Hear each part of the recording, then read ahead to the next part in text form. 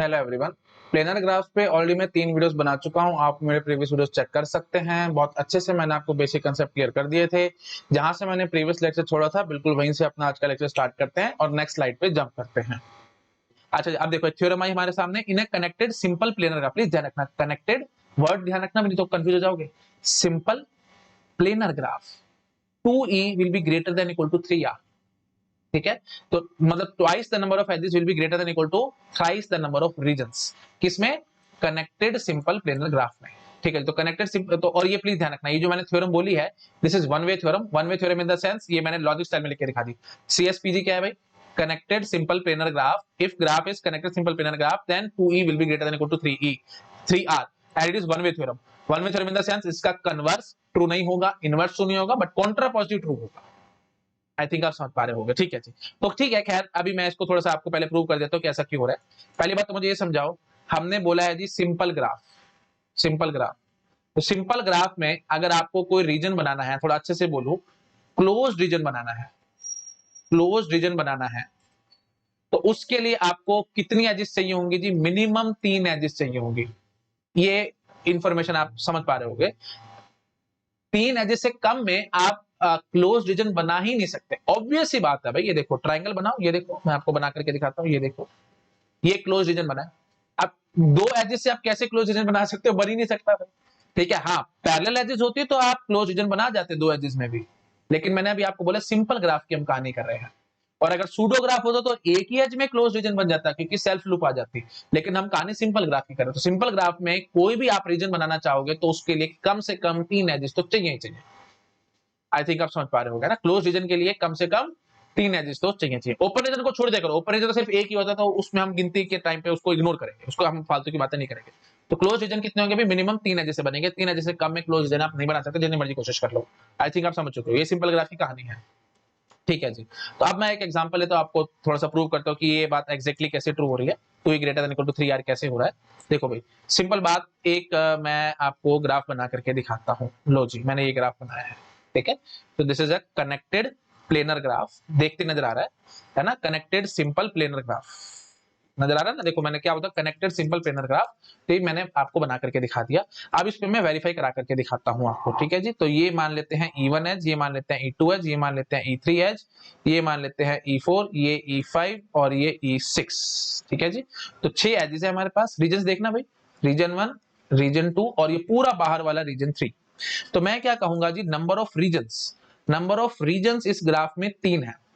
ये कैसे 3 है भाई? एक तो एक आया है R1 के कारण, एक आया है जी R2 के कारण और एक आया है जी R3 के कारण, इसलिए हमारे पास नंबर ऑफ रीजन्स 3 आए हैं। कितना समझ आ गया? अच्छा जी, अब जो R1 रीजन था ये कितनी एजेस के कारण आया जी? 3 एजेस के कारण आया है। एक आया जी E1, एक आया है जी E2, एक आया है जी E3। सिमिलरली R2 रीजन जो है वो कितनी एजेस के कारण आया है? वो 3 एजेस के कारण आया है। एक एज है जी E4, एक है जी E5 और एक है जी E6। ठीक है जी। अच्छा जी, और जो R3 रीजन है ये कितनी एजेस के कारण है? R3 मतलब जो बाहर वाला ओपन रीजन है, ये दोनों तो क्लोज थे, ये R3 ओपन रीजन था। तो ये ओपन रीजन कितनी एजेस के कारण है? तो कौन कौन सी एजेस इसको बना रही हैं ओपन रीजन को? देखो E4, E5, E6, E3, E2, E1 सारी की सारी एजेस मिलकर के हमारा ओपन रीजन में टच कर रही है, ऐसे समझ लो, आ रही है उसमें, है ना? हाँ जी, तो R3 रीजन में कितनी एजेस आ रही है भाई? सारी की सारी आ रही है। ठीक है जी, E1 भी आ रही है, E2 भी आ रही है, E3 भी आ रही है, E4 भी आ रही है, E5 भी आ रही है और E6 भी आ रही है। सभी एजेस आ रही हैं R3 में।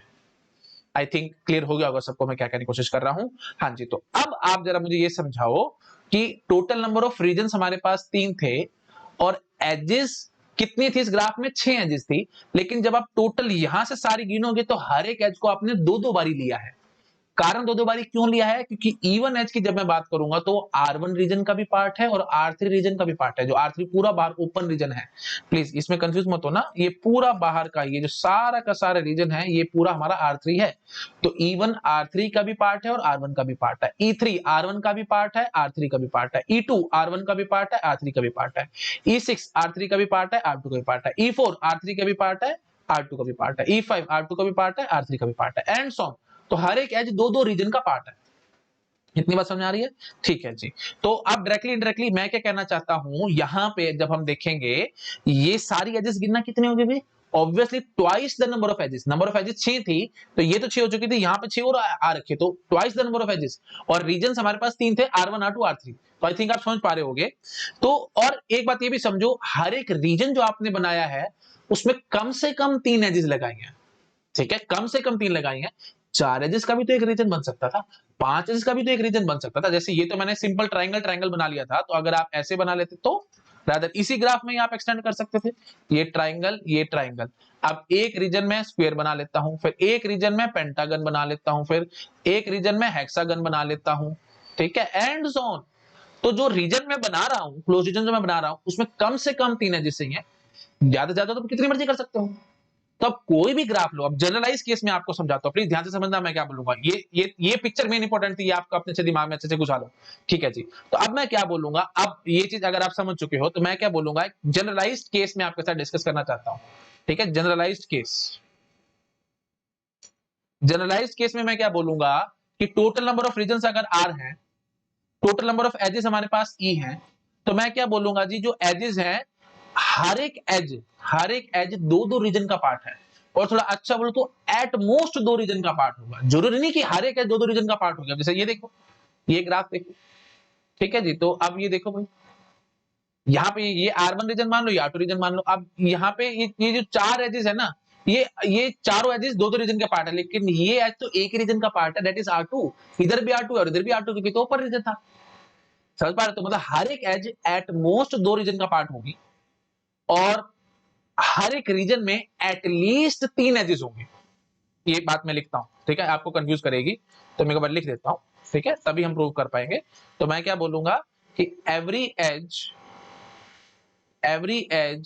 Is part of at most 2 regions. At most 2 का मतलब ऑब्वियसली 0 रीजन का तो कोई मतलब ही नहीं है, एक या दो, ठीक है।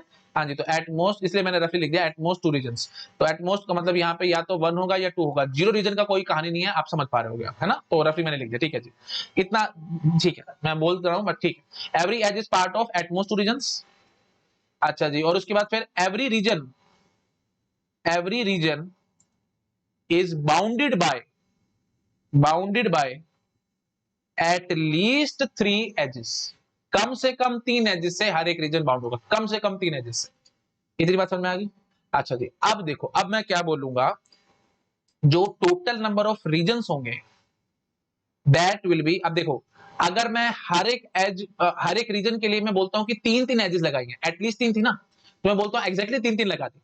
अगर हर एक रीजन के लिए मैंने एग्जैक्टली 3 एजेस लगाई होंगी, तो टोटल कितने रीजन बनेंगे? कोई बात है, जितनी नंबर ऑफ एजेस होंगे उसको 3 से डिवाइड मार देना। बात समझ रहे हो? आराम आराम से समझने की कोशिश करो।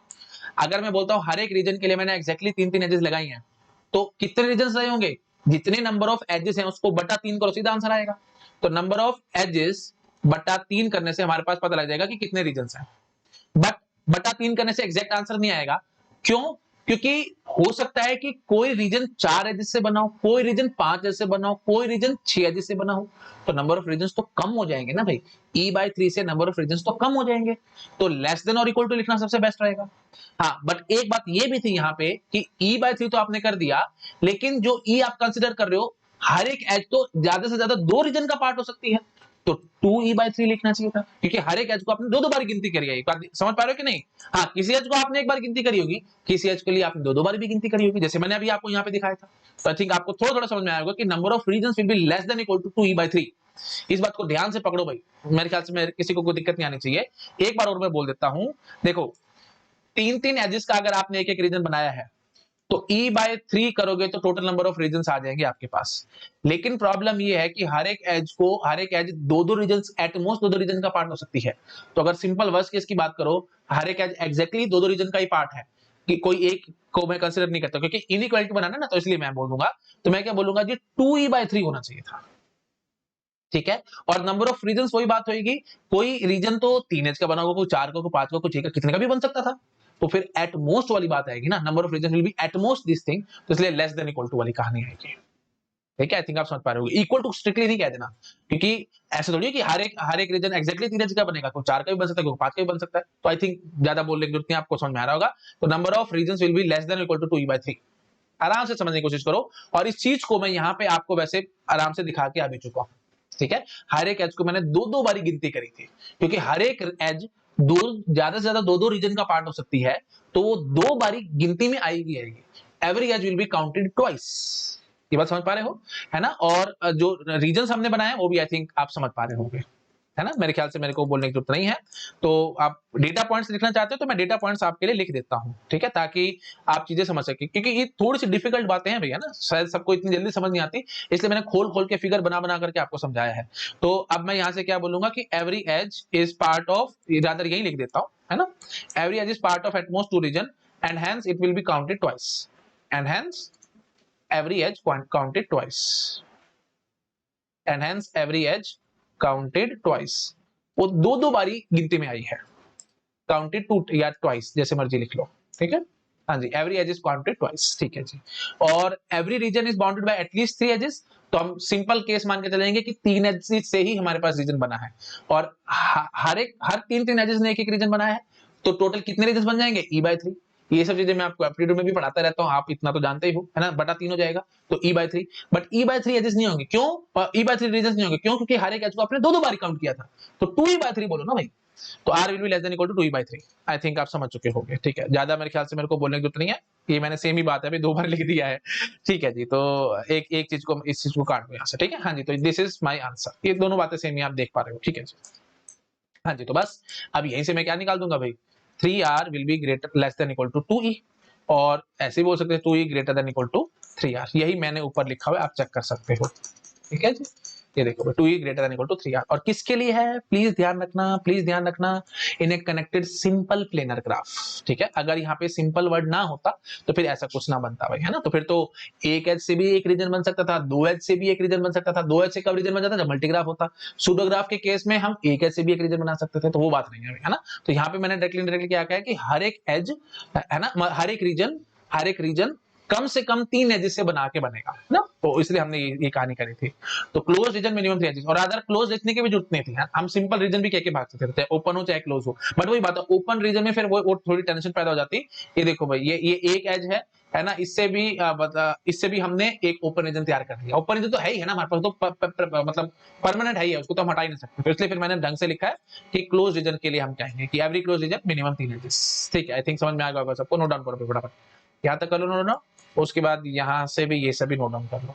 ये बहुत इंपॉर्टेंट बातें हैं, इस पे दुनिया भर के क्वेश्चन बनते हैं, मैं भी आपको समझाता हूँ, इतना टाइम मैंने क्यों लगाया है, देखना अभी आप क्वेश्चन करोगे तो आपको समझ में आएगा कि मैंने इतना टाइम क्यों लगाया है।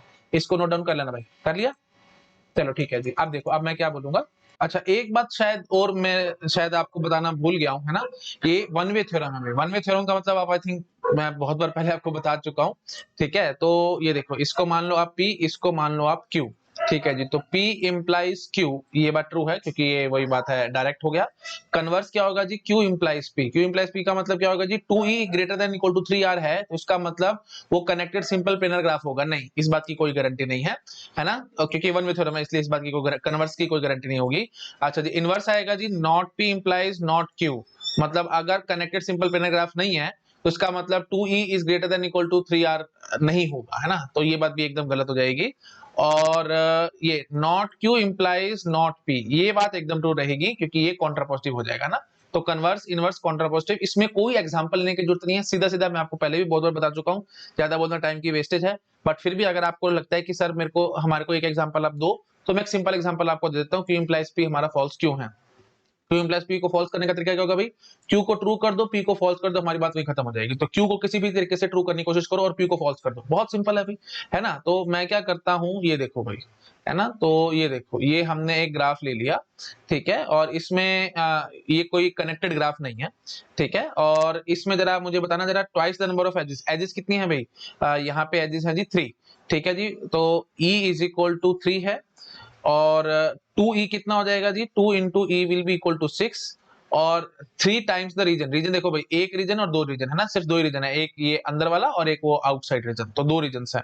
तो देख लो भाई, रीजन हमारे पास कितने हो गए जी, दो रीजन हो गए, तो 3r, तो 3r will be equal to what, 3 into 2 that is 6, ठीक है जी। अब चेक कर लो भाई, 2e ये देखो Q implies P हमारे को बताना था ना, Q implies P को फॉल्स प्रूव करना था, तो Q को ट्रू करना था। तो देखो भाई हम यहाँ पे हमारे पास Q ट्रू हो रहा है, 2E is greater than equal to 3R है, आराम से चेक करो भाई, 2E is greater than equal to 3R, 6 is greater than equal to 6, बात बिल्कुल ठीक है।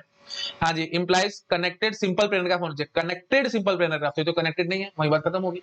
तो Q implies P के लिए मैंने आपको एक काउंटर एग्जांपल दिखा दिया है ना, दिखाते ही हमारी बात वही खत्म हो गई। तो ये स्टेटमेंट हमारा फॉल्स है। तो ऑब्वियस बात है, not P implies not Q please, ये दोनों इक्विवेलेंट होती हैं, आपको पता है भाई, सेम टू सेम एग्जांपल यहाँ पे अप्लाई हो जाएगा। ये आपके लिए होमवर्क है, आप अपने पे अप्लाई करके देखेंगे यही एग्जांपल इसके लिए क्यों चल रहा है। प्लीज मैं बार-बार चीजें रिपीट नहीं करूंगा, आपके लिए होमवर्क है।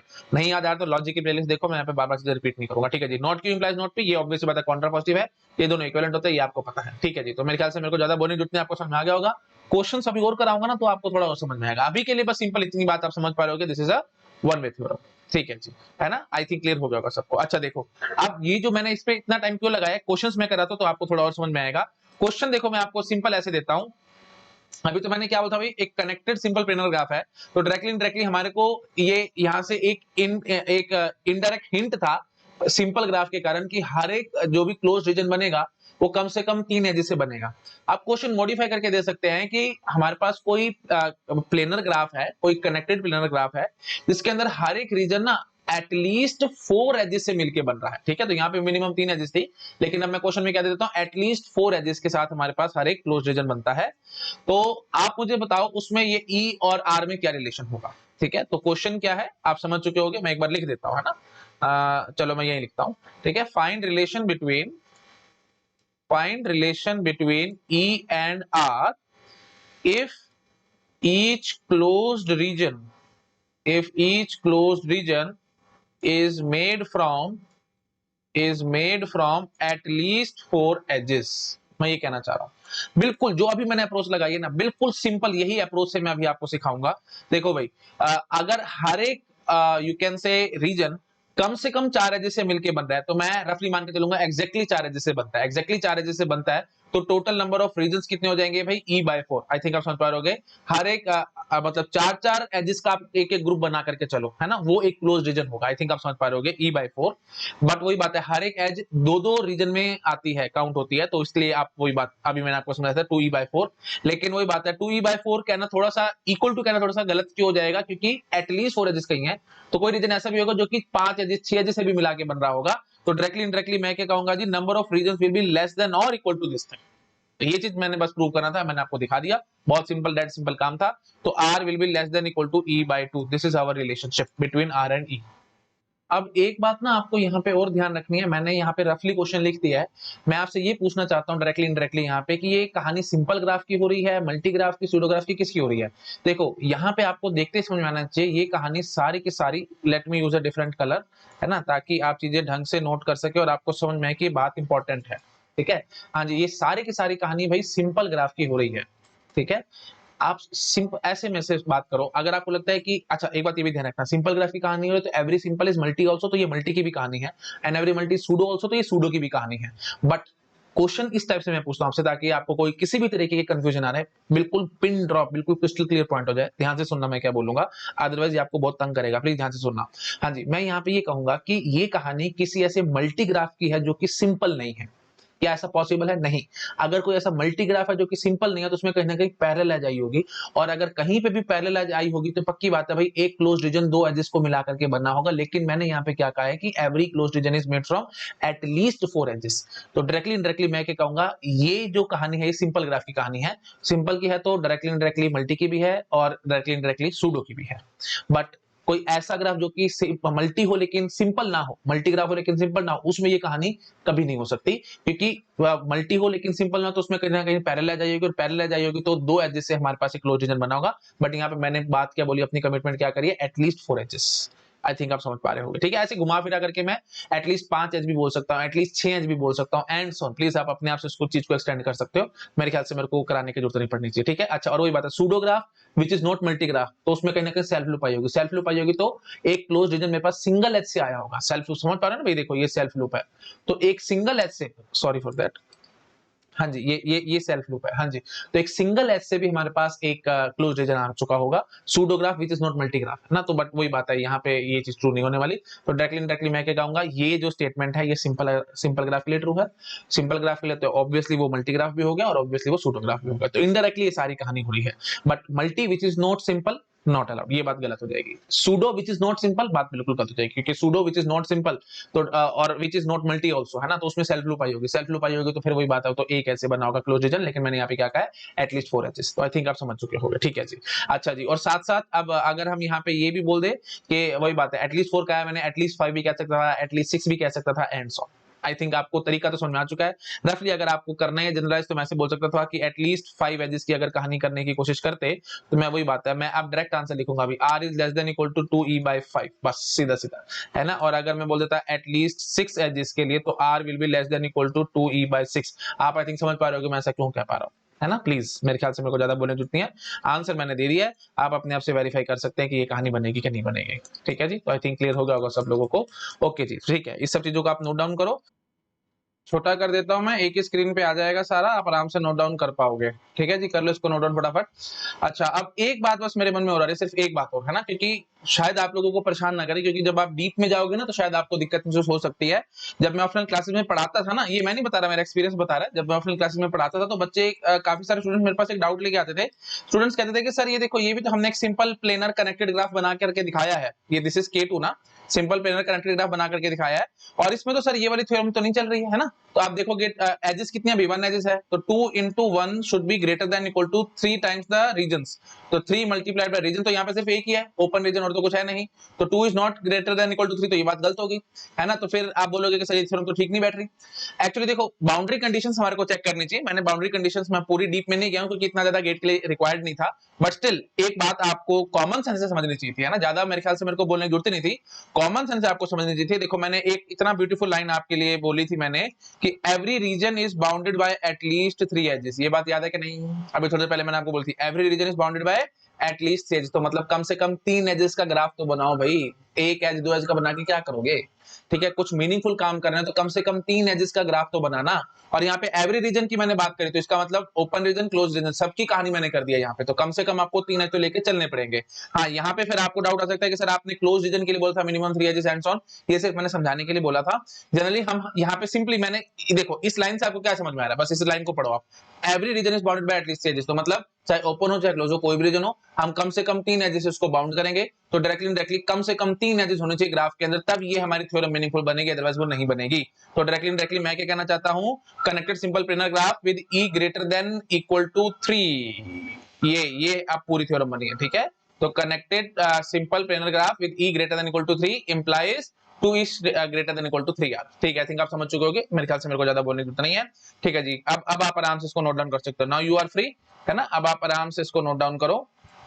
तो एक स्क्रीन पे वैसे मैंने कोशिश तो करी थी लाने की, पर शायद काफी वो हो रहा था, मैसी हो रहा था, पर ठीक है। आई थिंक सब कुछ है विजिबल आप लोगों को, है ना। ये देखो बस, yes, everything is now visible. आप फटाफट से आराम से नोट डाउन कर लो, ठीक है। अगर कुछ दिख नहीं रहा है तो प्लीज देख सकते हो, है ना। विजिबल तो शायद सबको होगा ही, बाकी ठीक है, आप कर लो नोट डाउन इसको, है ना। बट डाउट है अगर, तो वही बात है, रिकॉर्डेड सेशन है ना, आप सामने तो हो नहीं मेरे। ये पार्ट अगर आपको छोटा लग रहा था तो नोट डाउन कर लो भाई सारा, है ना। ये वाला भी नोट डाउन कर लो, चलो ठीक है जी, दैट्स इट। चलो अब हम आते हैं जी कुछ क्वेश्चंस पे, ठीक है। तो ये सब चीजें भी ध्यान रखना भाई, है ना। तो r less than equal to e/2, r less than equal to 2e/5 and so, जो सब मैंने आपको ये सब बताया था, प्लीज अच्छे से माइंड में फिट करके रखना, ठीक है। तो अगर हर एक रीजन हमारे पास एटलीस्ट 4 एजेस से मिलाकर के बनता है तो r less than equal to e/2, अगर हर एक रीजन एटलीस्ट 5 एजेस से मिलाकर के बनते हैं तो r less than equal to 2e/5 and so on. तो अब वही बात है भाई, हर एक रीजन एटलीस्ट 5 एजेस से मिला के बनता है, तो इसके लिए डायरेक्टली अपने आप से कंडीशन डल गई, जैसे मैंने यहाँ कंडीशन बोली थी आपको, अपने आप कंडीशन डल जाएगी कि कम से कम 5 एजेस का ग्राफ होना चाहिए। 5 एजेस से कम का ग्राफ में हम कहानी नहीं कर सकते, ये वाली r should be less than equal to 2e/5 वाली कहानी। आई थिंक आप समझ पा रहे हो ना। यहाँ में बोलता है एटलीस्ट 4 एजेस, तो इसका मतलब कम से कम 4 एजेस होने चाहिए ग्राफ के अंदर। अगर 4 एजेस से कम है ग्राफ में, अगर 4 एजेस से कम का ग्राफ है, तो फिर वही बात है, ये मीनिंगफुल थ्योरम नहीं बनेगी, ठीक है।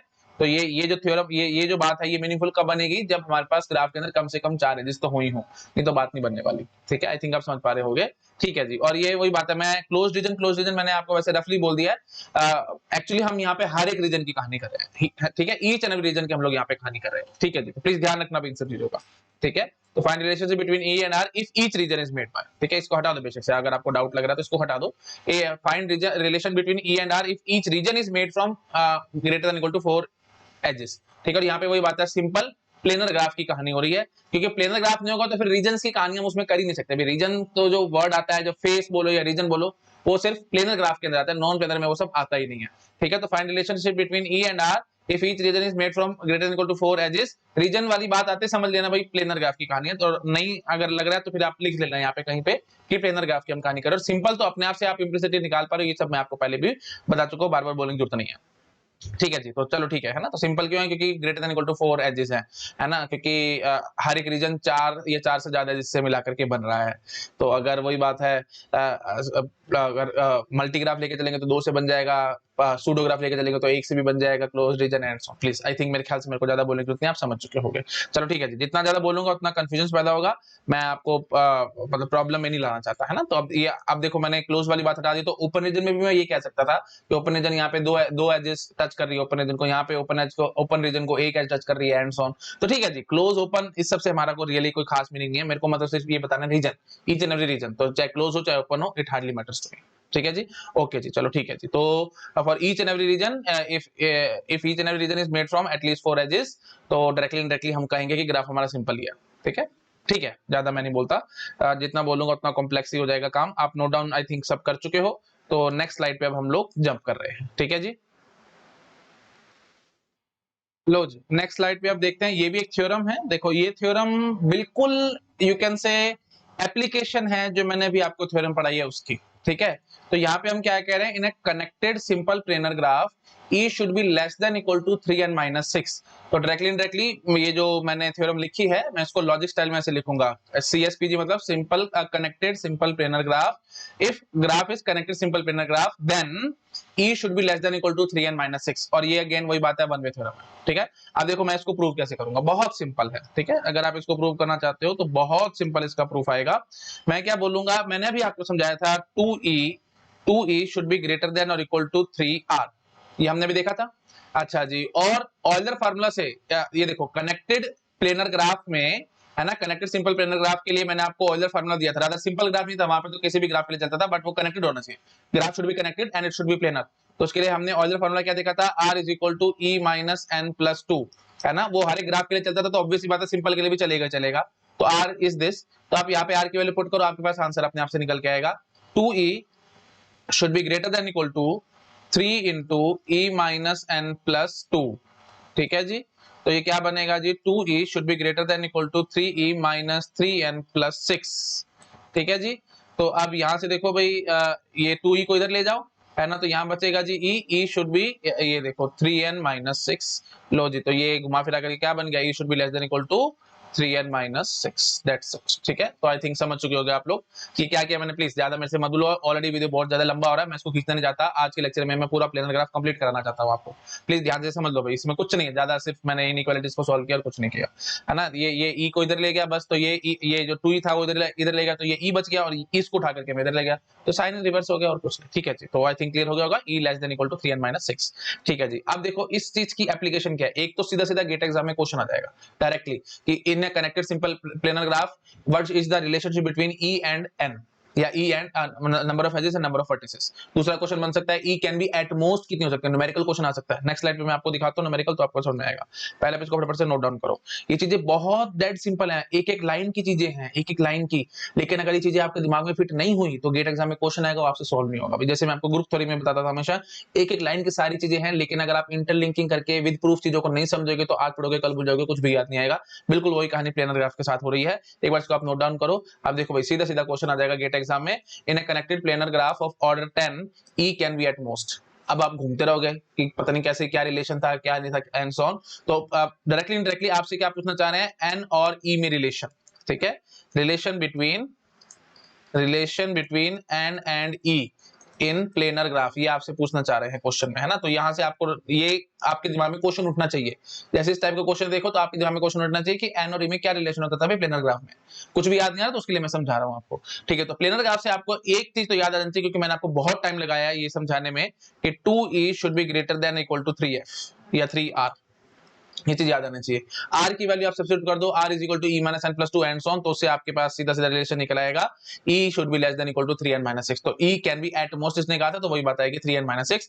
तो e can be less than equal to n, क्या है भाई, ऑर्डर ऑर्डर मतलब समझते हो ना, नंबर ऑफ वर्टिसेस 10 है, तो 3 इंटू 10 माइनस 6, तो ये should be less than equal to 24। This is my final answer. एक झटके में आंसर है, देख रहे हो, एक झटके में। इस टाइप के गेट में क्वेश्चन बहुत बार आ रखे हैं, ठीक है, कुछ भी नहीं था। द ओनली थिंग इज ये फॉर्मूला आपके दिमाग में फिट होना चाहिए। अगर फॉर्मूला दिमाग में फिट है तो एक झटके में आंसर आएगा, नहीं फिट है तो फिर वही बात है, थोड़ा थोड़ा आपको ये अपने माइंड को ऐसे चलाना है। आपको कुछ भी याद नहीं आ रहा, गेट एग्जाम में बिल्कुल ब्लैंक बैठो तो ऐसे चलाना है। एनरी में रिलेशन पूछना चाह रहे हैं प्लेनर ग्राफ में, तो एनरी में क्या रिलेशन होता था, तो आपको थोड़ा थोड़ा यहाँ से याद आएगा कि 2 is greater than equal to 3r। ये इस पे मैंने बहुत टाइम लगाया, इसलिए मैंने टाइम लगाया। आपको लग रहा होगा कि सर आपने आधा घंटा के आसपास पे लगा दिया, बट ये पूरा वर्थ था, वेस्ट नहीं था भाई। ये सब इतनी डिटेल में मैंने आपको इसलिए समझाया था ताकि गेट एग्जाम में आपको कभी कोई कंफ्यूजन ना आए, और यहीं से आप सारा कुछ डिराइव करोगे। आगे मैंने बहुत कुछ पढ़ाना है, सारा कुछ यहीं से डिराइव में करके दिखा दूंगा आपको, ठीक है जी। चलो ठीक है जी, आई थिंक समझ में आ गया होगा सबको। तो ई should be less than equal to 3n-6, तो ई should be less than equal to 24, तो e can be at most 24। This is my answer, ठीक है। तो कम से ज्यादा 24 हो सकते हैं। 24 से अगर ऊपर 24 से ऊपर हो तो हम फंस जाएंगे, है ना। प्लीज ये बात भी ध्यान रखना, 24 से ऊपर होगा तो फंस जाएंगे। मैंने ये क्या बोला है,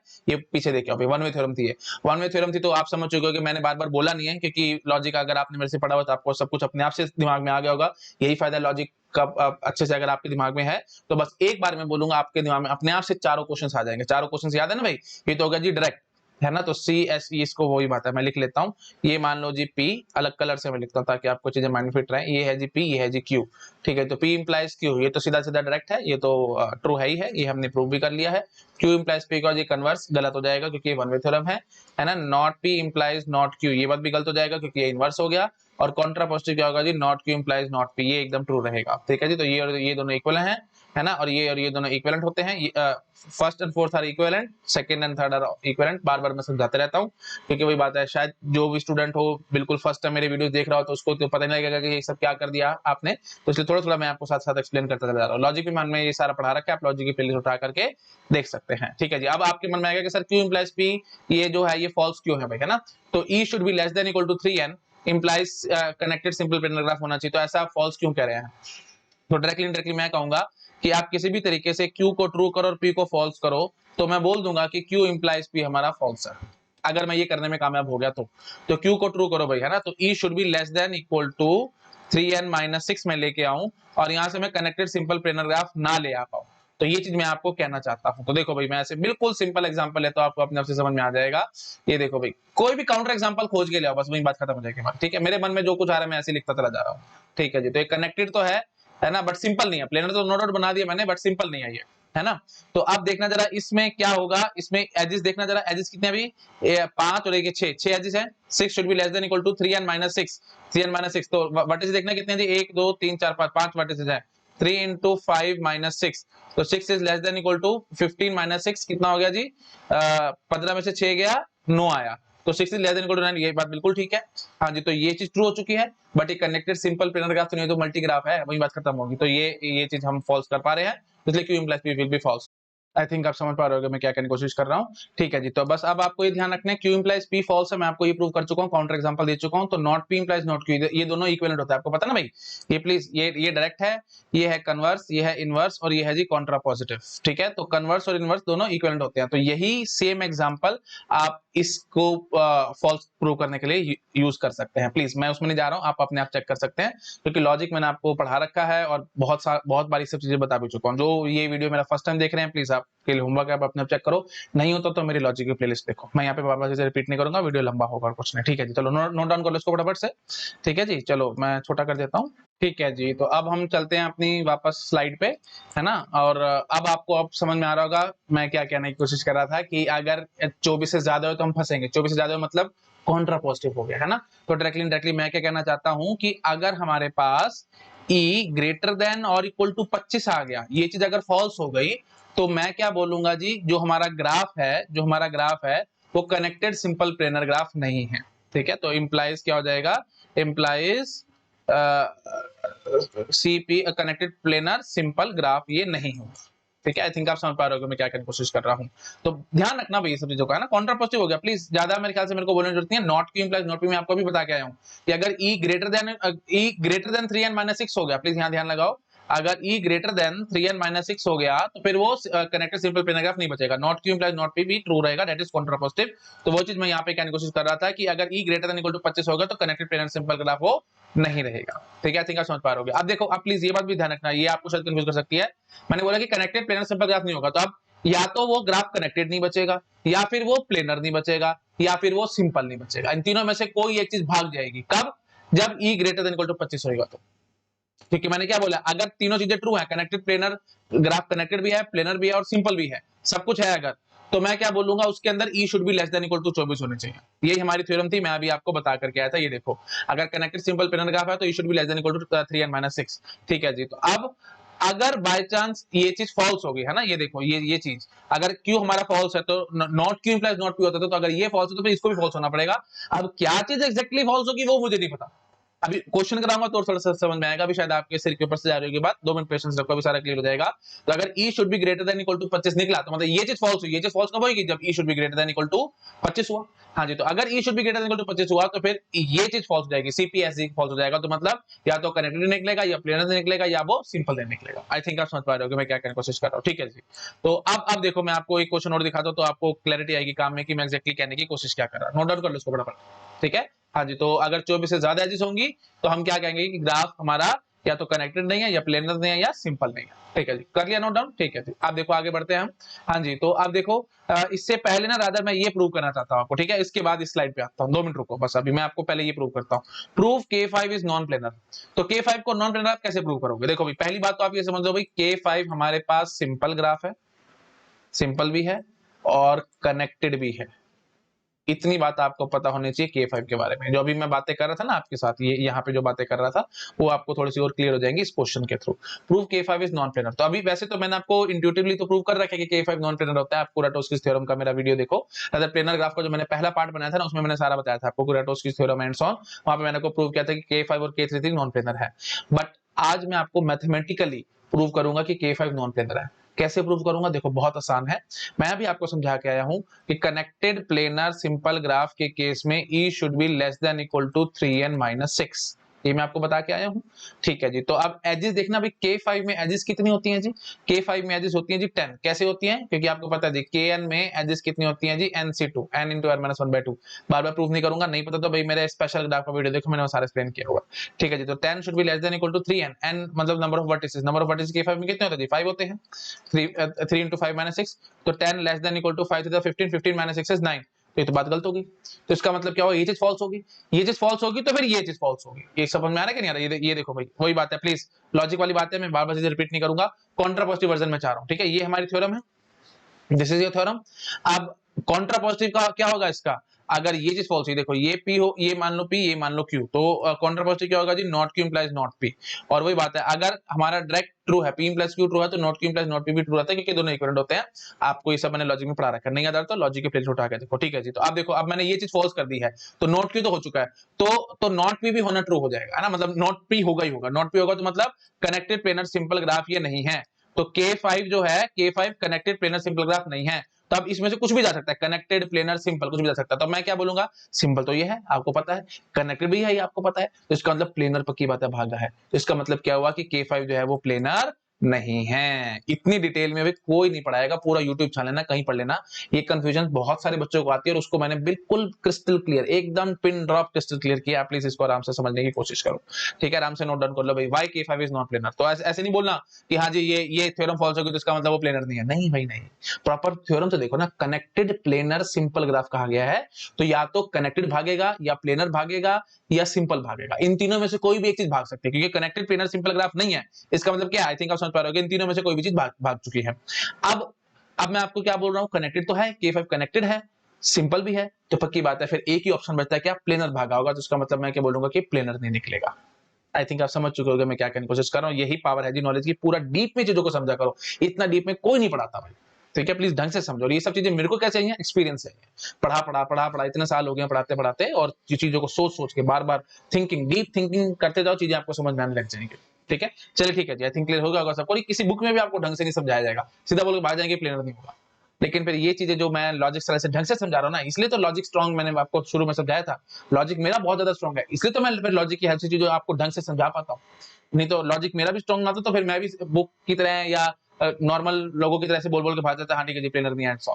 बट अब ढंग से कितना समझाया मैंने आपको कि कनेक्टेड प्लेनर सिंपल ग्राफ, तो कनेक्टेड और सिंपल तो यह ही है, तो प्लेनर भागेगा।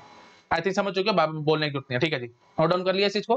ठीक है जी, अब आओ जी जो मैंने यहाँ पे क्वेश्चन छोड़ा था इस पे आते हैं। देखो, for connected simple graph, for connected simple graph, planar नहीं बोला था, सिंपल, ये सीएसजी प्लीज मैंने टाइम बचाने के लिए लिखा है, ऐसे मत सोचना कि गेट एग्जाम में सीएसजी है तो हमारे को पता होना चाहिए, ऐसा कुछ नहीं है भाई, ये मैंने अपनी तरफ से थोड़ा सा टाइम बचाने के लिए लिखा है। सी मतलब कनेक्टेड, एस मतलब सिंपल, जी मतलब graph. Connected simple graph of order 10, तो मतलब नंबर ऑफ वर्टिसेस 10 है। ट्रू आपसे पूछें क्या स्टेटमेंट ट्रू है। If E is equal to 22 then it's planar. एक बार पीछे देखिए भाई, ऑर्डर 10 के लिए मैंने आपको क्या कहा था जी, E should be at most 24, E can be at most 24, तो planar implies E should be at least at most 24, क्योंकि कनेक्टेड और सिंपल तो इसने क्या ही दिया, तो कनेक्टेड सिंपल प्लेनर ग्राफ था, तो फिर वही बात है, कनेक्टेड सिंपल तो क्या है, तो एक बच रहा था प्लेनर, तो उसके लिए मैंने लिख दिया कि planar implies E should be less than equal to 24। अगर आपको मेरी बातें कंफ्यूज कर रही हैं तो सिंपल बात, कोई बात नहीं, मैं थ्योरम में लिख देता हूं, मुझे इसमें कोई टेंशन वाली बात नहीं है। कनेक्टेड प्लेनर सिंपल ग्राफ के केस में E should be less than equal to 24 होना चाहिए। ठीक है जी, अब देखो, अब ये ट्रू है, तो अब E greater than equal to 25 रहा होगा, तो फिर ये not connected planar simple graph हो जाएगा, ये चीज भी ट्रू हो जाएगी। अच्छा, बाकी सब चीजें फॉल्स होगी, क्योंकि वन वे थ्योरम है, मैं आपको बार बार समझाता हूं, तो इसमें बहुत क्वेश्चन बनते, तो उसी टाइप का क्वेश्चन मैंने आपको बना करके दिया है। अब मैंने क्या बोला जी, अगर E इज इक्वल टू 22 होगा तो ये प्लेनर निकलेगा, E इज इक्वल टू 22 होगा तो ये प्लेनर निकलेगा, तो इसका मतलब क्या हुआ कि E less than equal to 24 निकल आया है, तो मैं कहना चाहता हूं कि कनेक्टेड प्लेनर सिंपल ग्राफ निकलेगा। नहीं भाई नहीं, ये तो कन्वर्स वाली बात है, कन्वर्स वाली बात है, कन्वर्स आपको पता है फॉल्स होता है ना, मतलब मे और मे नॉट बी ट्रू, तो आपने तो ये कह दिया कि ये होगा ही होगा, नहीं बात गलत है।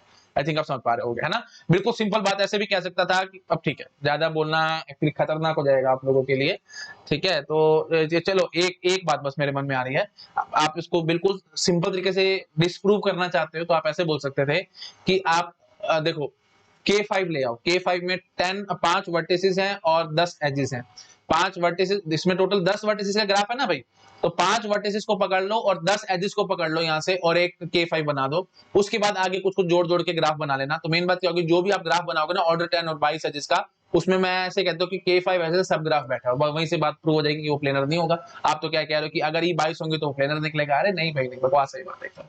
आई थिंक आप समझ पा रहे हो कि मेरी अप्रोच भी ये भी आपको क्लियर होगी, नहीं हुई तो प्लीज वीडियो को रिवाइंड कर देखो, मैं बार बार चीजें बोलूंगा तो वीडियो लंबा होगा और कुछ नहीं। ठीक है जी, तो आप आई थिंक पकड़ गए होंगे मैं क्या कहने की कोशिश कर रहा हूँ। ये जो क्वेश्चन मैंने बनाया सिंपल एप्लीकेशन बेस्ड है भाई, इसका ही जो मैंने वन वे थ्योरम बोली थी इसी का बस, तो इसलिए मैंने यहाँ पे लिख भी दिया आपको कनेक्टेड प्लेनर्स। जिसको समझ नहीं आ रहा लॉजिक देखो भी, मैं बार बार चीजें रिपीट नहीं करूंगा। Connected planar simple graph implies E should be less than equal to 24, ये है हमारी एक्चुअल थ्योरम।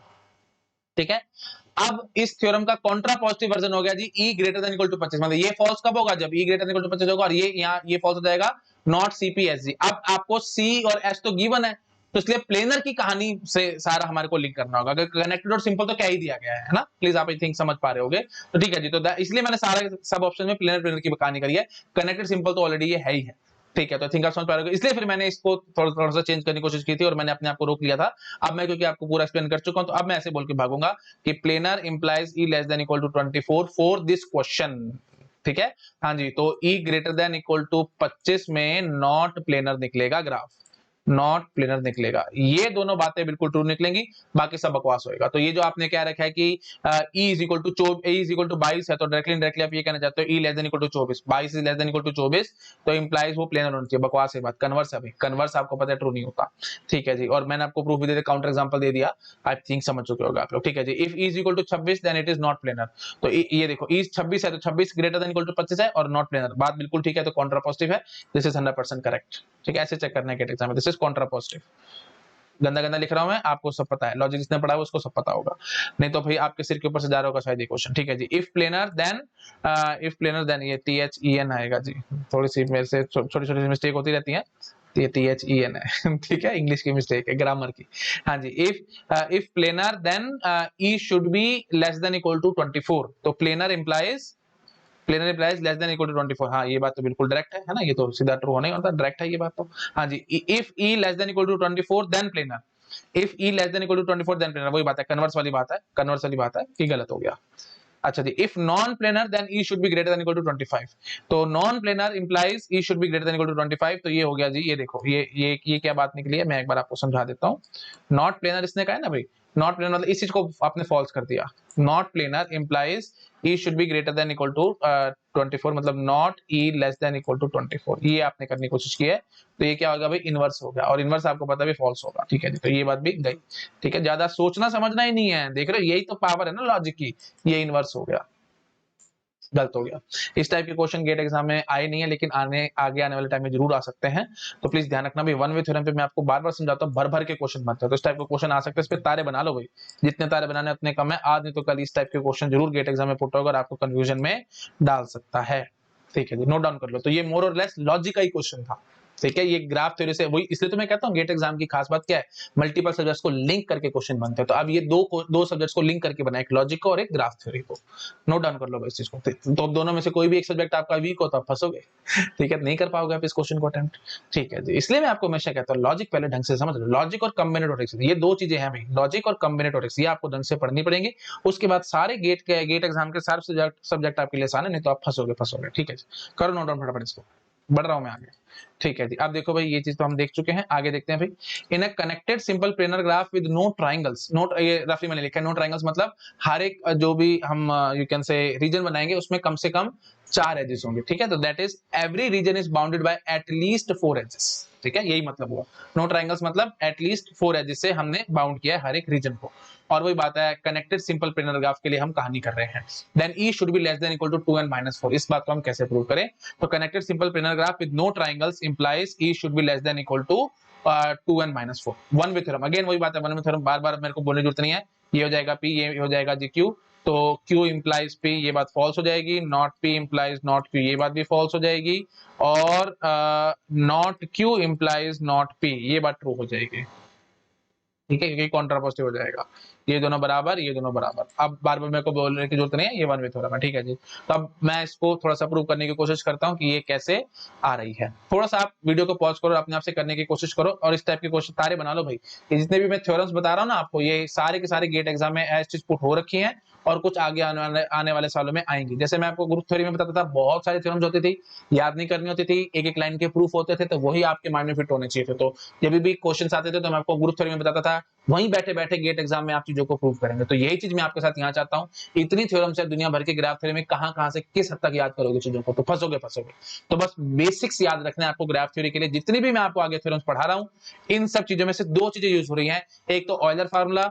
ऑयलर फार्मूला क्या है भाई? R is equal to number of region is equal to E - n+2 for connected. और for general formula क्या था? K+1। एक तो ये फार्मूला यूज हुआ है, और 2 is greater than equal to 3R, ये यूज हुआ। बस इसी से मैं सारा कुछ करता जा रहा हूँ। हाँ जी, तो अब यहाँ पे इसको कैसे प्रूव करें? अब देखो, एटलीस्ट 4 एजेस मैंने कहा है, एटलीस्ट 4 एजेस। प्लीज आप पीछे वीडियो देख के आओ। ये देखो, मैं आपको पीछे एक बार स्लाइड करके दिखा भी देता हूँ, अगर आपको याद नहीं आ रहा तो।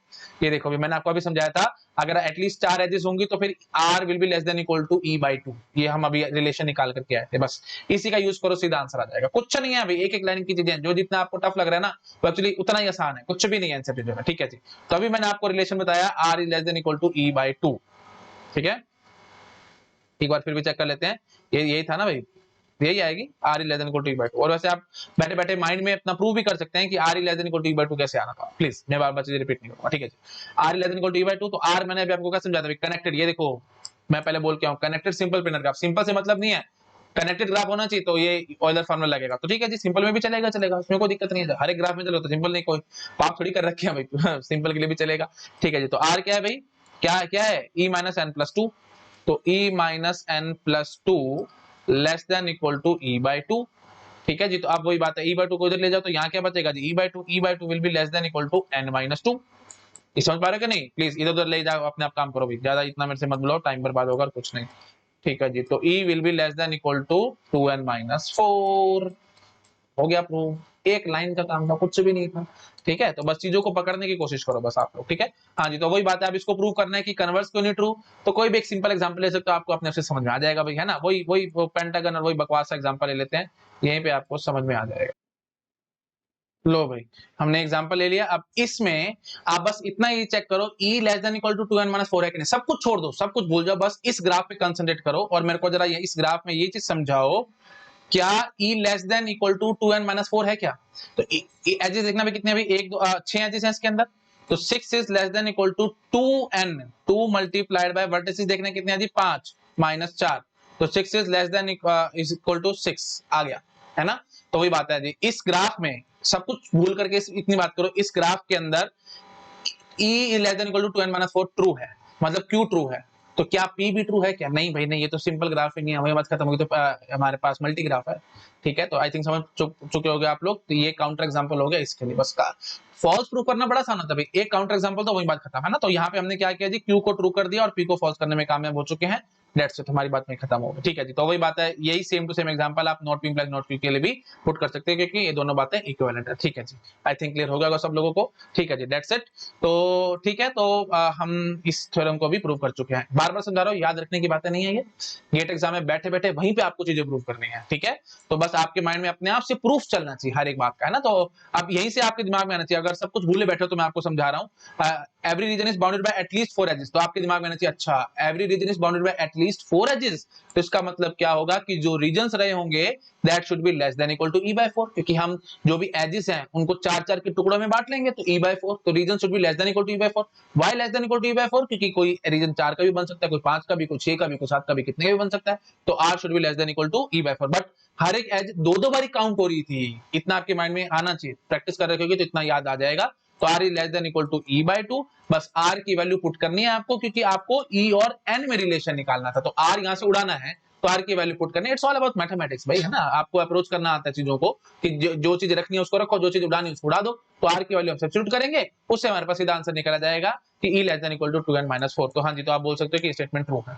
आई थिंक क्लियर हो गया सबको, ज्यादा मेरे ख्याल से मेरे को बोलने की जरूरत नहीं है, ठीक है जी? तो मैंने ये भी समझा दिया आपको कि बिल्कुल सब कुछ भूले हुए हो तो कैसे काम करना है, और बहुत इंपॉर्टेंट बात है जो मैं आपको समझा रहा हूँ, सब कुछ भूले तो कैसे रिवाइज करना है, क्योंकि ये तो बिल्कुल बच्चों वाली बात लगेगी, कुछ भी नहीं है सर कि तुम्हारे को याद हो गया, रिकॉल कैसे करोगे? 6 महीने बाद में आपसे पूछोगे तो कहां से याद आएगा? कुछ भी याद नहीं आएगा। जैसे मैंने ग्राफ थ्योरी में बोला था, बिल्कुल बार बार समझा रहा हूँ, यही कहानी मैं यहाँ कर रहा हूँ, एक एक लाइन की चीजें हैं, बट टाइम मैं इसलिए स्पेंड कर रहा हूँ ताकि आपको आगे पीछे सब लिंकिंग करके सिखा रहा हूँ कि अगर सब कुछ भूल गए तो अप्रोच कैसे करना है चीजों को, यही सबसे बड़ी मेन चीज होती है जो ग्रुप थ्योरी में मैंने आपको बताई थी, और यहाँ पे भी मैं आपको समझा रहा हूँ।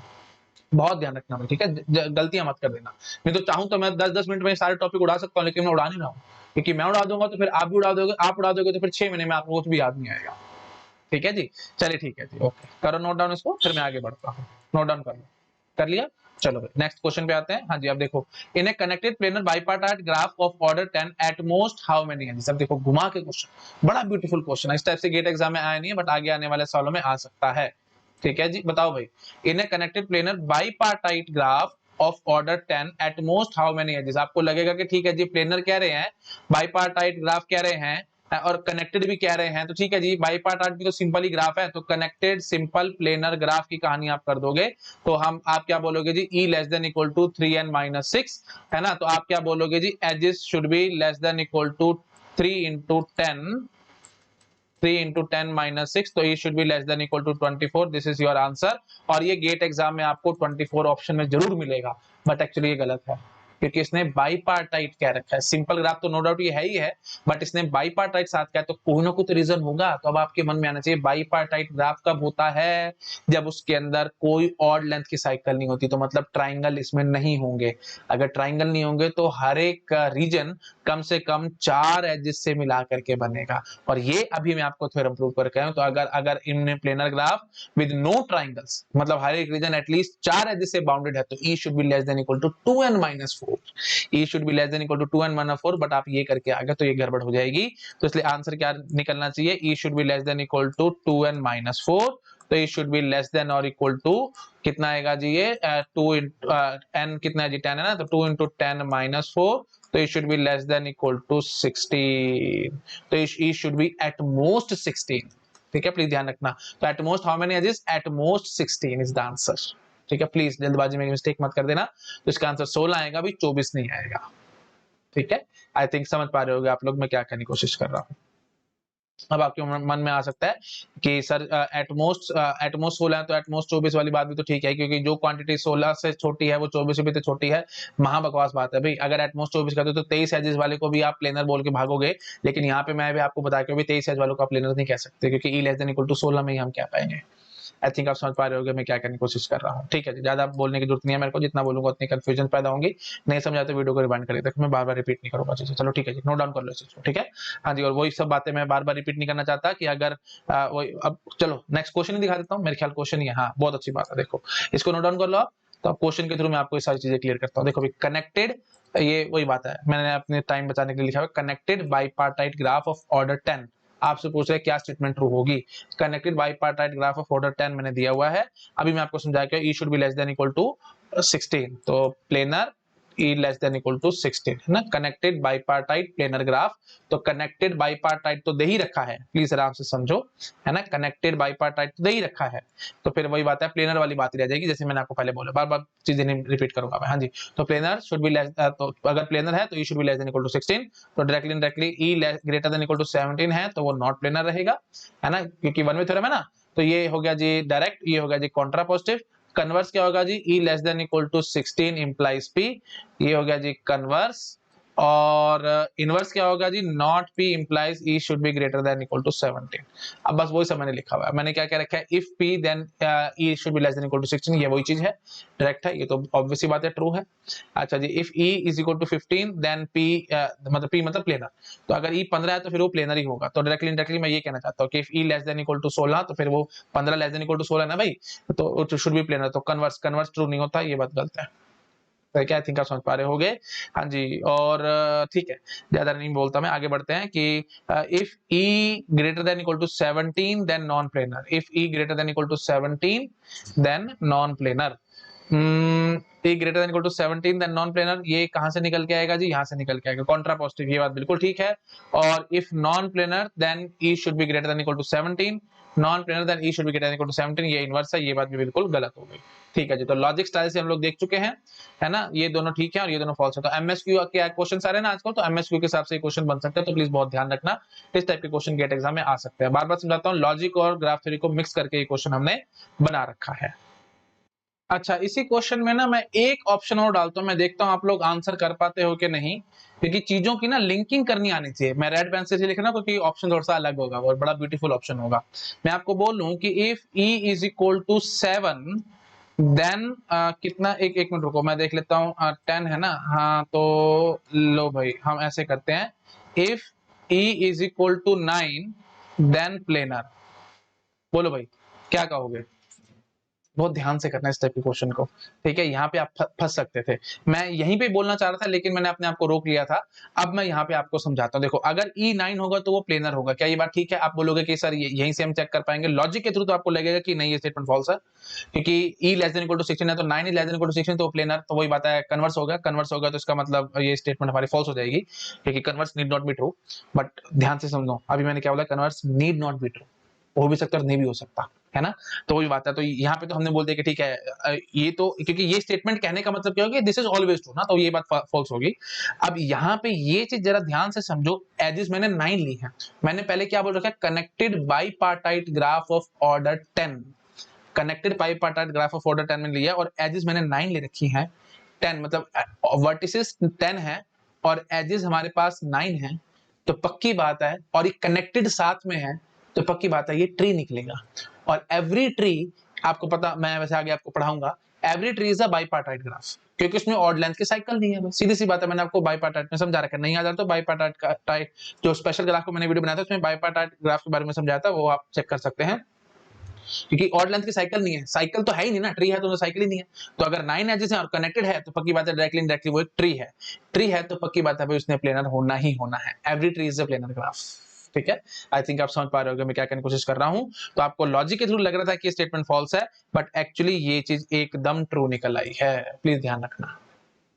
आई थिंक क्लियर होगा सबको, इतने डिफिकल्ट क्वेश्चन आने के चांसेस कम है, बट स्टिल अगर आगे तो आपको मतलब माइंड चलाना आना चाहिए गेट एग्जाम में, है ना, मतलब माइंड आपका अच्छे से चलना चाहिए प्रॉपर्ली, कनेक्टेड क्या रखा है और 10 ऑर्डर क्या रखा है, और एजेस आपको 9 दे दी है, 9 एजेस हैं, ऑर्डर 10 है और कनेक्टेड है, तो इसका मतलब क्या, वही बात है, डायरेक्टली मिनिमल कनेक्टेड है, that is tree. I think काफी बार बोल दिया, आपको समझा चुका होगा, बार बार बोलने का कोई फायदा नहीं है यहाँ पे, ठीक है जी, ओके जी। अच्छा, और अब देखो वही बात है, यहाँ पे देखो इस स्टेटमेंट को मैंने फॉल्स क्यों किया, थोड़ा और अलग स्टाइल से मैं समझाता हूँ, मैं जो रुक गया था मैं आपको फिर भी दोबारा से बताने की कोशिश करता हूँ।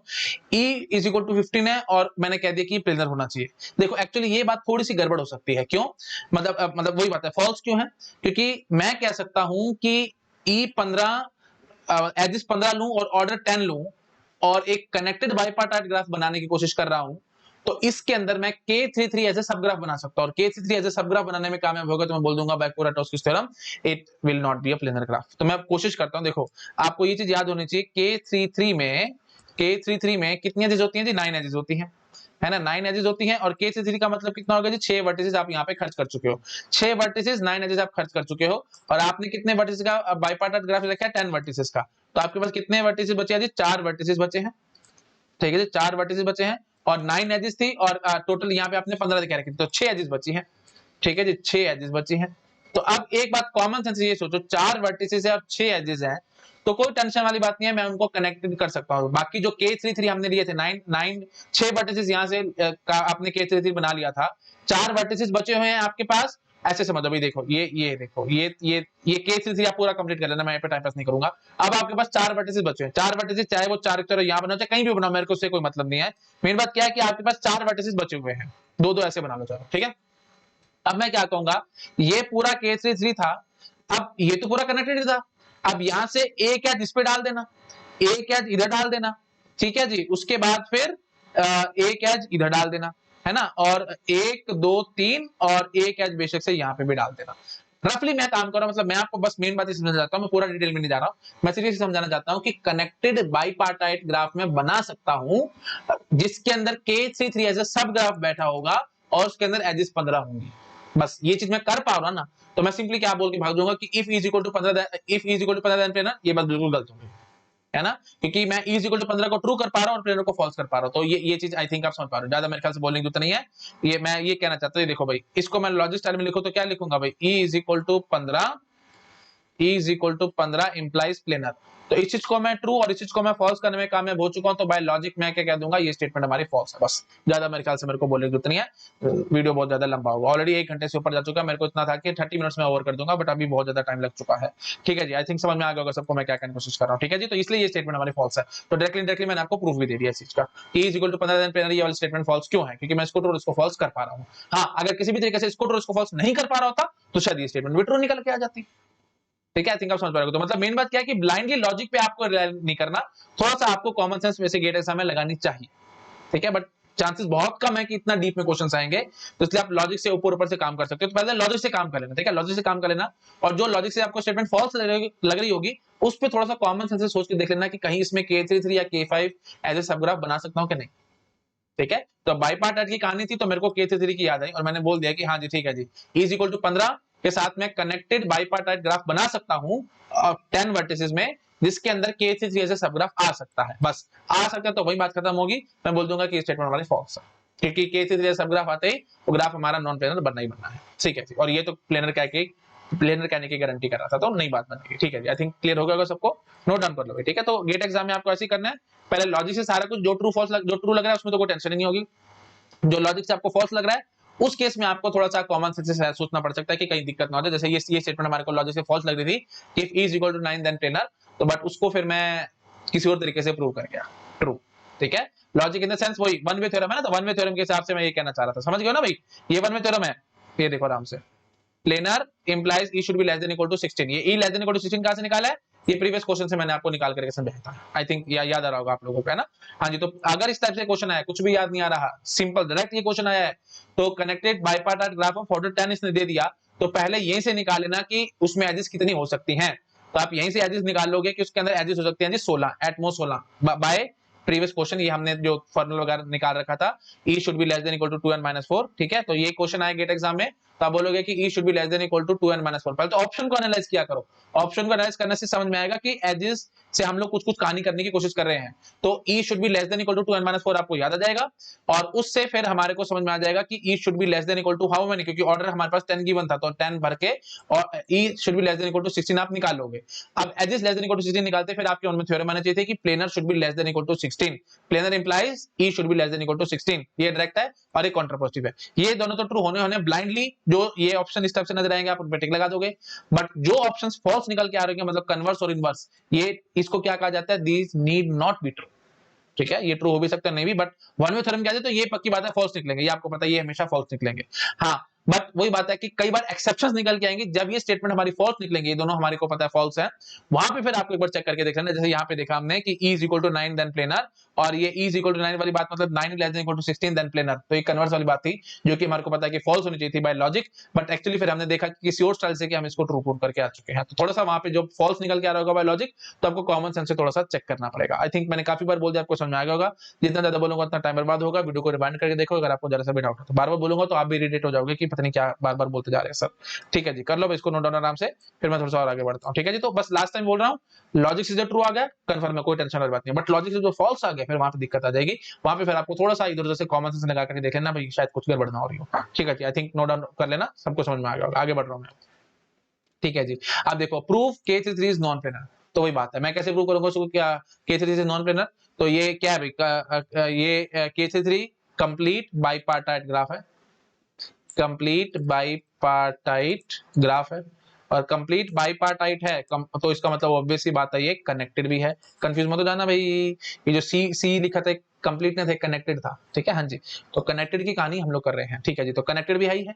अच्छा जी, अभी मैं आपको थ्योरम क्या पढ़ा गया हूं भाई, कनेक्टेड, ये देखो, ये पीछे, ये रही पीछे, हाँ जी, तो connected simple connected bipartite planar, connected simple planar graph with no triangles, तो नो ट्रायंगल्स में बाइपार्टाइट आराम से आ गया, आप आई थिंक समझ पा रहे हो, क्योंकि बाइपार्टाइट भी ट्रायंगल्स अलाउ नहीं करता, कोई और लेंथ की साइकिल नहीं होती, तो वहीं से हम लोग क्या बना देंगे, connected bipartite planar graph implies e should be less than equal to 2n minus 4।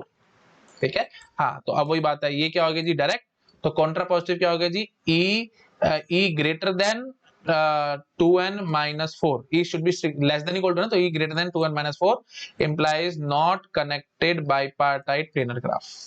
ठीक है, हाँ जी, तो क्योंकि not this implies not this. ठीक है जी, तो आप देखो भाई e greater than equal to 2, e greater than 2n minus 4 हमारे को चाहिए था, तो एजेस देखना भाई, K33 में कितनी एजेस होती हैं, K33 में एजेस होती हैं जी 9, 9 greater than equal to 2, 2 into 6 minus 4, 6 vertices है ना इसमें, हाँ जी, तो 9 greater than 12, 12 minus 4 is 8, yes, बात बिल्कुल ठीक है, दिस इज ट्रू, तो this should be true, this should be true मतलब graph complete connected bipartite planar graph नहीं होगा। अब आपको पता है K33 कनेक्टेड भी है, बाइपार्टाइट भी है, ग्राफ तो ऑब्वियसली यही है, तो फिर वही बात है प्लेनर नहीं निकलेगा, तो यहीं से हम क्या क्या कहेंगे कि ये प्लेनर नहीं निकलेगा, तो वही चीज हम यहाँ पे कहना चाह रहे थे कि ये प्लेनर नहीं है, तो हमने इसको प्रूव कर दिया। ठीक है, आई थिंक आप समझ पा रहे होगे, बुक्स में आप देखोगे तो एक सिंपल लाइन में बोल के भाग जाते हैं, बिल्कुल सिंपल लाइन में, कि प्लेनर ग्राफ होगा तो उसमें e should be less than equal to 2n minus 4, है ना, बट वो थोड़ा सा अजीब हो जाता है क्योंकि मैंने आपको प्रॉपर ढंग से समझाया है कि हम काम कैसे कर रहे हैं। ठीक है, तो प्रॉपर ढंग से बोला करो कि सब चीज कनेक्टेड एंड सो सारा कुछ बोलना चाहिए, है ना, नहीं तो कुछ एक टर्म बीच में से छोड़ दोगे तो मुसीबत हो सकती है। ठीक है जी, खैर मैं ज्यादा डीप में नहीं जा रहा हूँ, ज्यादा मैं नहीं बोल रहा हूँ, गाना करते करते मैंने बहुत कुछ बोल दिया, आपको अच्छे से क्लैरिटी आ गई काम में हम किस तरह से प्रूव कर रहे हैं कि K33 नॉन प्लेनर है। कुराटोस्किस थ्योरम में जो फर्स्ट वीडियो मैंने बनाया था वहां पे मैंने आपको इंट्यूटिव स्टाइल से प्रूव किया था, आज मैंने आपको मैथमेटिकली प्रॉपर प्रूव करके दिखा दिया कि K33 प्लेनर क्यों नहीं है, क्योंकि अगर K33 प्लेनर होता, अगर प्लेनर होता तो उसमें ये इक्वेशन फिर सेटिस्फाई होनी चाहिए थी, e should be less than equal to 2n minus 4, बार बार अपने दिमाग में घुमाते रहो ये इक्वेशन मैंने कैसे निकाली एंड सो ऑन, तो भी अगर प्लेनर होता तो ये स्टेटमेंट इसको फुलफिल करनी चाहिए थी, बट ये इक्वेशन ये फुलफिल नहीं कर पा रहा, तो इसका मतलब प्लेनर नहीं है, क्योंकि इसका हमने कॉन्ट्रापोजिटिव वर्जन कर दिया। आई थिंक आप समझ चुके हो कि बार बार बोलने की जरूरत नहीं। ठीक है जी, नोट डाउन कर लो बराबर, इसको कर लिया, चलो ठीक है जी। ठीक है जी, तो अब देखो, अब मैंने लिखा भी हुआ है कि नो ट्राइंगल वाली कहानी था, देखो ये देखो जो मैंने आपको थ्योरम में बताई थी, नो ट्राइंगल्स, है ना, connected simple planar graph with no triangles, तो नो ट्राइंगल वाली बात को या तो सीधा सीधा गेट एग्जाम में बोल दिया जाएगा या घुमा फिरा करके बोला जाएगा, जैसे बाइपार्टाइट ग्राफ, बाइपार्टाइट ग्राफ बोलते ही आप समझ रहे हैं नो ट्राइंगल, क्योंकि उसमें ओड लेंथ की साइकिल नहीं होती है, तो वो चीज देखो मैंने यहाँ पे लिखा हुआ है कि in GATE questions can be twisted also, that is in place of saying no triangles they can say bipartite graph और गर्थ इज फॉर, गर्थ वगैरह मैं आपको पहले बता चुका हूं, बार-बार मैं चीजें रिपीट नहीं करूंगा, गर्थ मतलब स्मॉलेस्ट साइकिल 4 लेंथ की है, आई थिंक आप समझ पा रहे होंगे। ठीक है जी, तो ट्विस्टेड करके आ सकता है भाई गेट एग्जाम में क्वेश्चन, ध्यान रखना भाई, थ्योरम तो ये है कि ट्रायंगल नहीं होनी चाहिए ग्राफ के अंदर, तब वो सेटिस्फाई करेगी 2n माइनस 4 इस इक्वेशन को, प्लेनर होगा तो वो इस इक्वेशन को सेटिस्फाई करेगा, ट्रायंगल नहीं होनी चाहिए उसके अंदर, मतलब ऑड लेंथ की ट्रायंगल, मतलब आप जानते हो भाई ये ये K3 नहीं होना चाहिए एज ए सब ग्राफ, है ना, K3 एज ए सब ग्राफ नहीं होना चाहिए। ठीक है जी, तो वही बात है, नो ट्राइंगल वाली बात को बाइपार्टाइट भी कह के भाग सकते हैं या गट 4 कह के भाग सकते हैं एंड सो। आई थिंक आप समझ चुके हो, नोट डाउन कर लो भाई, इंपॉर्टेंट बात है, तारे बना लो इस पे, गेट एग्जाम में आप कंफ्यूज हो सकते हो। कर लिया, चलो भाई नेक्स्ट स्लाइड पे आते हैं। हाँ जी, तो आप देखो नेक्स्ट क्या कह रहे हैं, in a connected simple planar graph delta less than equal to 5, delta is minimum degree, याद है ना आपको, डेल्टा डेल्टा थ्योरम में आपको समझाया करता था, ये डेल्टा होती थी मिनिमम डिग्री, कैपिटल डेल्टा होती थी मैक्सिमम डिग्री, और 2e/n का फ्लोर फंक्शन, याद है ना, ये होती थी एवरेज डिग्री। मैं बार बार चीजें रिपीट नहीं करूंगा भाई प्लीज, ये डेल्टा डेल्टा थ्योरम में मैंने आपको पढ़ा रखा है। ठीक है जी, अब आपको क्या करें, कनेक्टेड सिंपल प्लेनर ग्राफ है तो delta should be less than equal to 5, ये कहां से निकाल लूं भाई, आपके दिमाग में क्वेश्चन पैदा हो जाएगा भाई, ये तो पता नहीं कहां से निकल के आ गया भाई मिनिमम डिग्री। और ये बता देता हूं मैं आपको, एज इट इज तारे बना लो, as it is GATE exam में क्वेश्चन आया हुआ है कि अगर कोई प्लेनर ग्राफ होगा तो उसमें minimum degree less than equal to 4 होगी, if graph is planar then minimum degree should be less than equal to 5। हाँ जी बताओ भाई, तो कैसे प्रूव करें, ये रही ना हमारे पास, यहीं से निकालूंगा डेल्टा डेल्टा थ्योरम से, क्योंकि यहाँ पे स्मॉल डेल्टा या मिनिमम डिग्री मैक्सिमम डिग्री की तो कहानी हमने करी नहीं है, हमने तो एजेस वर्टिसेस इन सब की कहानी करी है, तो वो चीज मैं यहाँ पे अप्लाई करने की कोशिश करूंगा, है ना। तो मैं क्या बोलूंगा, delta should be less than equal to 2e/n, that is your average degree, नहीं याद आता तो डेल्टा डेल्टा थ्योरम का वीडियो देखो। ठीक है जी, तो delta should be less than equal to twice the number of edges 2e/n, और e और n में रिलेशन मैंने आपको बता रखा है ना, तो e क्या बता रखा है भाई, e should be less than equal to 3n-6, ये बाइपार्टाइट वगैरह तो मैंने कुछ कहा ही नहीं है, तो सिंपल ग्राफ बोला है, तो कनेक्टेड सिंपल प्लेनर ग्राफ, तो और लेंथ के साइकिल ऐसे सब कुछ आ सकता है, तो मैंने अभी आपको थोड़ी पहले समझाया था, e should be less than equal to 3n-6, तो बस वही चीज मैं यहाँ पे पुट करने की कोशिश करूंगा और आंसर निकालने की कोशिश करेंगे हम लोग। ठीक है जी, तो e should be less than equal to 3n-6, तो जो e की वैल्यू है, ये वैल्यू बड़ी है इससे, है ना, और ये वाली वैल्यू जो है, ध्यान से समझना, ये वाली वैल्यू ऑलरेडी डेल्टा से बड़ी है, तो अगर मैंने e की वैल्यू ई की बजाय ये भरा तो ये और ज्यादा बड़ा हो जाएगा, तो हमारे को कोई फर्क नहीं पड़ेगा, इनइक्वालिटी में कोई टेंशन नहीं आएगी, it's just like that, 2 is less than equal to 3 less than equal to 4, है ना। तो वही चीज मैं यहाँ पे कहने की कोशिश कर रहा हूँ कि जो एज है, जो ई नंबर ऑफ एजेस है 3n-6, ये बड़ा है, बड़ा या बराबर है ई से, तो अगर मैंने यहाँ पे बड़ा या बराबर क्वांटिटी भर दी तो फिर ये चीज बड़ी हो जाएगी इससे, और आपको पता ऑलरेडी बड़ी है, तो इसमें कोई टेंशन वाली बात नहीं है। ठीक है जी, तो ठीक है, समझ चुके होंगे, 2 into 3n-6 divided by n का फ्लोर फंक्शन। ठीक है जी, अच्छा जी, तो delta should be less than equal to कितना निकल के आएगा जी, ये 6n-12, ठीक है जी, 6n-12 डिवाइडेड बाय n, समझ पा रहे हो, 6n-12 डिवाइडेड बाय n का फ्लोर फंक्शन, तो delta should be less than equal to 6-12 by n का फ्लोर फंक्शन। ठीक है, समझ चुके हो। अब आपकी मर्जी है n कहां तक लेके जाना चाहते हो, जितना मर्जी ले जाओ, ऑब्वियस ही बात है इंफिनिटी तक नहीं लेके जाएंगे, ग्राफ हमारे पास फाइनाइट वर्टिसेस होते हैं, इनफाइनाइट वर्टिसेस का मीनिंगलेस बात हो जाएगी, तो समझ लो कि बहुत बड़ा आपने n ले लिया, तो n टेंडिंग टू इंफिनिटी आपने ऐसा कुछ ले लिया, एग्जैक्ट इंफिनिटी लिया, बहुत बड़ा ले लिया, तो यहाँ पे आप क्या सोच सकते हो, delta should be less than equal to floor function है ना, 6 माइनस 0.0000 जितने मर्जी जीरो लगा के 1 भर दो, मतलब कुछ तो आई होगी ना वैल्यू, बिल्कुल जीरो तो नहीं आ सकती, जीरो तब आएगी जब मैं इनको वैल्यू इन्फिनिटी ले लूंगा, क्योंकि 1 बाय इन्फिनिटी या एनीथिंग बाय इन्फिनिटी जीरो, ये आपको पता है। ठीक है, बट इन्फिनिटी में ले नहीं सकता, क्योंकि इन्फिनिटी कुछ नहीं होता भाई, ये कंसेप्ट है, कोई नंबर नहीं है, और ग्राफ में इनफाइनाइट वर्टिसेस नहीं होते, फाइनाइट वर्टिसेस होते हैं, तो आपने बहुत बड़ा नंबर ले लिया, एंड टेंडिंग टू इन्फिनिटी ले लिया, मतलब बहुत बड़ा नंबर ले लिया, तो बहुत बड़ा नंबर लिया, तो 12 डिवाइडेड बाय वो बहुत बड़ा नंबर जो भी आप लिखोगे, तो नंबर टेंडिंग टू जीरो आएगा, बट एक्जैक्टली जीरो नहीं होगा, तो मतलब जीरो से जस्ट बड़ा नंबर होगा, तो 0.0000 जितने मर्जी जीरो लगा करके 1 बोल देना। मेन बात क्या है कि घुमा फिरा करके मैं क्या कहूंगा जी, delta should be less than equal to 5.99999, जितने मर्जी 9 जोड़ लो उतने कम है, और फ्लोर फंक्शन है ना, आपको पता है फ्लोर फंक्शन होगा तो जितना मर्जी बड़ा ले लो, 5 पॉइंट समथिंग कुछ भी होगा वो 5 बन के आता है, ये आपको पता भी है ना, फ्लोर फंक्शन सीलिंग फंक्शन मैंने आपको बहुत बता रखा है, नहीं पता तो भाई प्लीज आप मेरी कॉम्बिनेटोरिक्स की प्लेलिस्ट देखो, मैंने वो सारा एक्सप्लेन किया हुआ है, floor function, ceiling function and so, ये सब बेसिक बेसिक पॉइंट्स आपको पता होना चाहिए, तो delta should be less than equal to 5 आ गया, दैट्स इट। ठीक है, हेंस प्रूव्ड, और में आ गया ना 5 पॉइंट समथिंग आ गया, 5 पॉइंट समथिंग कुछ भी आया फ्लोर फंक्शन होगा तो 5 ही निकल के आएगा ना, तो delta should be less than equal to 5। ठीक है जी, नोट डाउन करो इसको। ठीक है, प्रूफ भी मैंने आपको दे दिया है, कर लो भी नोट डाउन फटाफट, सारा एक स्क्रीन पे आ चुका है, नोट डाउन कर लो। ठीक है जी, आगे बढ़ू। ठीक है जी, अब देखो आगे, हाँ जी, अब देखो, अब मैंने क्वेश्चन क्या दिया है, if delta is equal to 6 4, अब देखो प्लीज प्लीज प्लीज प्लीज, मैंने यहाँ बोला था ना one way theorem, one way theorem का मतलब क्या होगा, कनेक्टेड सिंपल प्लेनर ग्राफ, ये देखो, इसलिए मैं क्वेश्चन दे रहा हूं ना ताकि आपके माइंड में चीजें फिट रहे, connected simple planar graph implies delta should be less than equal to 5। अब ये डायरेक्ट हो गया, कॉन्ट्रापोजिटिव क्या होगा जी, डेल्टा ग्रेटर देन 6, मतलब कि ये कनेक्टेड सिंपल प्लेनर ग्राफ नहीं होगा, है ना, मतलब not connected simple planar graph हो जाएगा। तो ये भी ट्रू हो जाएगा, कॉन्ट्रा पॉजिटिव, है ना, इसका इसको भी फॉल्स कर दिया और इसको भी फॉल्स कर दिया। हाँ जी, अब इनवर्स कन्वर्स वो आप जानते ही हो।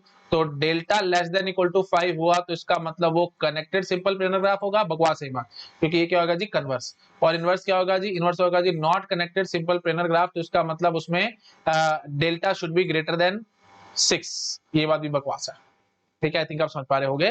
तो अब वही बात है, कन्वर्स को आपको ये फॉल्स है ना, फॉल्स प्रूव करना बड़ा आसान है ना, ट्रू प्रूव करना मुश्किल था, तो इसलिए मैंने मैथमेटिकली प्रूव करा। फॉल्स प्रूव करना बड़ा आसान क्यों होता है, क्योंकि आपको बस एक काउंटर एग्जांपल देना, आपकी बात में खत्म हो जाएगी। तो delta is less than equal to 5, delta less than equal to 5, इसका मतलब वो कनेक्टेड सिंपल प्लेनर ग्राफ होगा? नहीं, बकवास है बात, सब कुछ छोड़ के बस इतनी बात करो। K5, K5 क्या होता है जी, 4 रेगुलर ग्राफ होता है, और ये आपको पता है जी, ये हमारा नॉन प्लेनर है।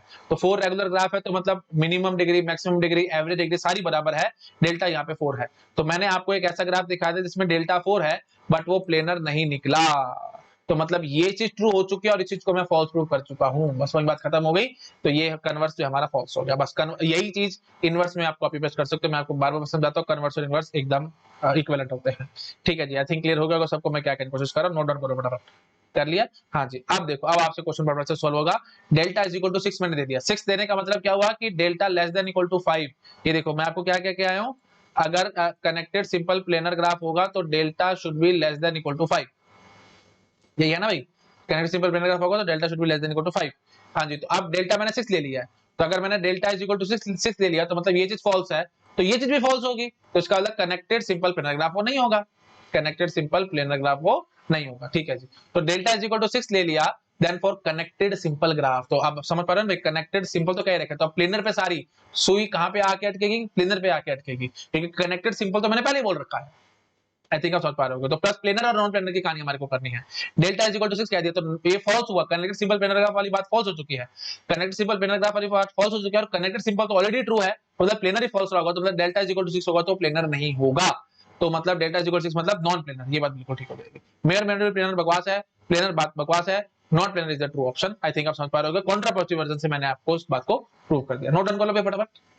ये क्वेश्चन बहुत आसान लग रहे हैं आपको, लेकिन कोई बात है, क्योंकि ये वन लाइन के हैं, सीधे सीधे अभी जो रिजल्ट दिखा रहा हूं उसी पे सीधा क्वेश्चन दिखा रहा हूं, रिजल्ट दिखा रहा हूं, क्वेश्चन दिखा रहा हूं, गेट एग्जाम में चीजें याद नहीं आएंगी भाई, इसलिए मैं आपको कह रहा हूं अच्छे से जड़ पकड़ दो और प्रूफ को पकड़ने की कोशिश करो। जो प्रूफ मैंने आपको यहाँ पे दिया था ये आपके दिमाग में होना चाहिए था कि for each connected simple planar graph delta should be less than equal to 5, और ये भी याद नहीं रहेगा आपको, ये अप्रोच याद होनी चाहिए। अप्रोच याद होगी तो गेट एग्जाम में बैठे बैठे वहीं आप सारा कुछ प्रूव कर जाओगे।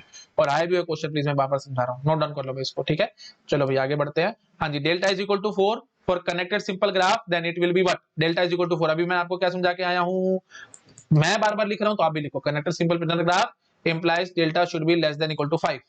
तो अब इस ये अगर मैंने ऐसे लिख दिया, delta is less than equal to 5 implies connected simple planar graph, बकवास है बात, ये क्या हो गया भाई, कन्वर्स हो गया। तो मैं आपको वापस समझाता हूं, converse need not be true, वो हो भी सकता है नहीं हो सकता, वो मुझे नहीं पता।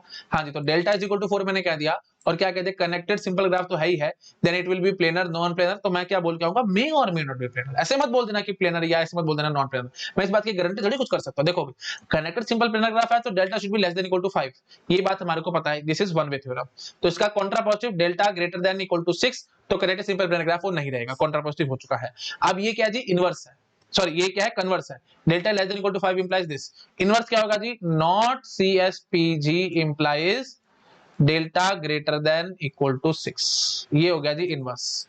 ठीक है जी, ये है इनवर्स और ये है जी कन्वर्स। तो कन्वर्स आपको पता है भाई नीड नॉट बी ट्रू, है ना, वो तो एग्जांपल टू एग्जांपल डिपेंड करेगा, देखना पड़ेगा हमारे को, चेक करना पड़ेगा, मैं ऐसे कुछ नहीं कह सकता।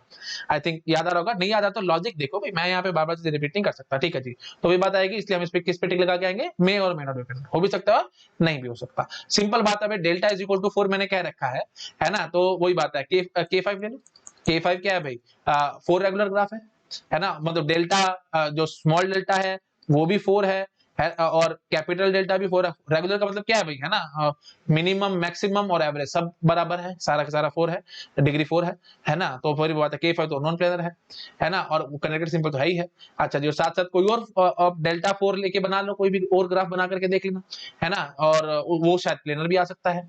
ठीक है, वो देखना पड़ेगा उसमें K5 वजह सब ग्राफ ना बैठा हो। तो आप देख सकते हो अपने, प्लीज ज्यादा मेरे ख्याल मत बुलाओ आप। वो क्वेश्चन थोड़ा वो मतलब एग्जांपल थोड़ा सा बड़ा बनेगा, मैं इतना टाइम पास नहीं करना चाहता, आप अपना बना सकते हो। ठीक है जी, तो मेन बात क्या आएगी, इसका आंसर क्या आएगा अभी, मे और मे नॉट बी प्लेनर। ठीक है, प्लीज ऐसे मत बोल देना कि वो प्लेनर होगा ही होगा एंड सो, ऐसा कोई जरूरी, हम कुछ भी नहीं कह सकते भाई, कन्वर्स है, कन्वर्स है तो इट वही बात है, इट मे और मे नॉट बी ट्रू। ठीक है, आई थिंक आप समझ पा रहे होगे।